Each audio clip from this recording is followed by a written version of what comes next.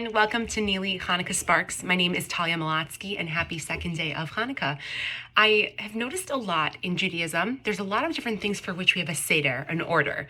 We have Leil HaSeder, we have Seder HaAvoda when it comes to the high holidays, and we have, of course, Seder Hadlakat Neirot, like the kind of the order in which we set up the candles over Hanukkah. And we know as a kid, we always learned, we set up 1 with the shamish, and then 2 with the shamish, and 3 with the shamish, and you know, like from this way to that way. And there's a lot of different levels of importance that we put into the order of things.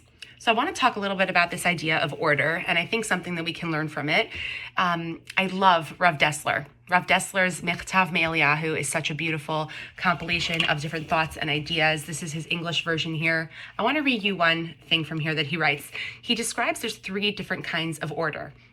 There's order that we create for its own sake, right? Like all of us that love to have our gel pens in order, the ones that grew up, where like not a hair is out of place in our homes, people that love order for the sake of order, Then there's the kind of order like a little bit deeper where we have a sense of order so that we can have the utility of things.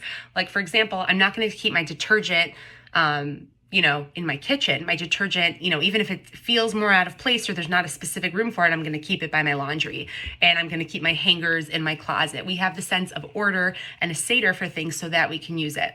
And then we have this third kind of deeper seder, this order, which is where a lot of different pieces are working to integrate as a whole, all becoming parts of a whole.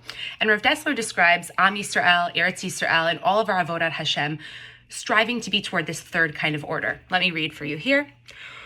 One particular group may commence their service of Hashem by one means, while another may follow a different path. Yet if they are to attain wholeness, they must eventually learn from each other. No form of service should be rejected.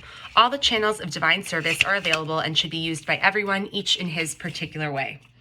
What a fitting message. When I read this, I smiled with what's going on in the world right now, but I feel like sometimes we associate with Israel when we think, oh, the long lines and things aren't always in order and people are yelling and screaming when you go into the shuk and people are pushing their way to get onto buses. So kind of those first 2 levels of order we don't really think of when we think of Eretz Yisrael.